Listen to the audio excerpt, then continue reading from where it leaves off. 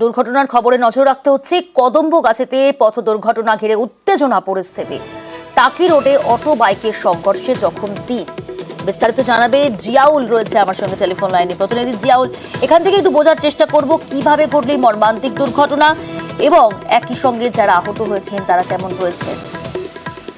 দেখো, তিনজনকেই হাসপাতালে ভর্তি করা হয়েছে। মূলত টাকি রোডের কদমগাছি এলাকায় সেখানে অটো দৌরাত্ম্য বেশ কিছুদিন ধরেই চলছিল।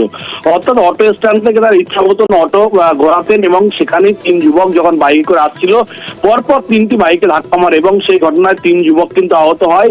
এবং তারপরে যেহেতু যুবকগুলো স্থানীয় ছিল, তারা সঙ্গে সঙ্গে সেই অটোটা নিয়ে তাদের এলাকায় চলে যায়। কিন্তু পুলিশ পরবর্তীতে গেলে পুলিশ তাকে ডাকাতির কেস দেবে এমনটাই বলা হয়। এবং তারপরে উত্তেজিত জনতা একেবারে পুলিশ যখন যায়, পুলিশকে ঘিরে ধরে বিক্ষোভ দেখায় এবং পুলিশ বেগতিক থেকে সেখান থেকে চলে আসে। কিন্তু এলাকায় যেভাবে অটো দৌরাত্ম্য এবং বাইকের পরপর সংঘর্ষ, আহত ৩ জন যুবক, এবং এটা একদিনের বেশ কিছুদিন ধরে কিন্তু এটা নিয়ে এলাকার মানুষ সোচ্চার হচ্ছিলেন যে অটোর যেভাবে দৌরাত্ম্য চলছিল এবং বেগতিক থেকে তারা পরপর ধাক্কা মারছিল। এবং সেখানেই গতকাল রাতে ৩ বাইক আরোহী আহত হয় এবং তারপরে উত্তেজিত জনতা সেখানে জড়ো হয় এবং পুলিশ গেলে পুলিশকে ঘিরে ধরে বিক্ষোভ দেখায়। পুলিশের মূলত অভিযোগ, পুলিশ যেটা বলছেন যে সেখানে অটো বাইকে উঠে গেছে। স্থানীয় বাসিন্দারা যে বিক্ষোভ দেখাচ্ছিল, অবরোধ কি উঠে গেছে?